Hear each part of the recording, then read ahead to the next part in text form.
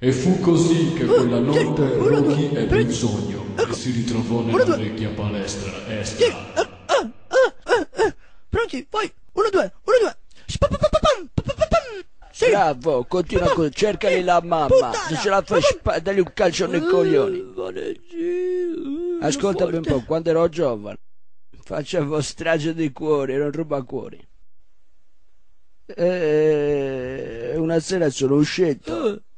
Sai come si fa quando sei tra amici? Sì. Ho conosciuto una ragazza, quando era bella, da picchiarla col cinto. Molto. Simpatica, poi brava. No, non ho detto niente.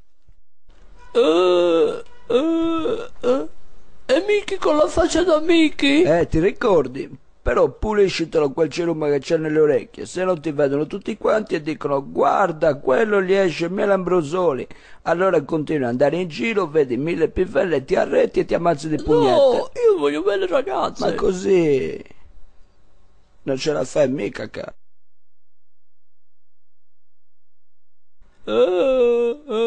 Mickey, insegnami.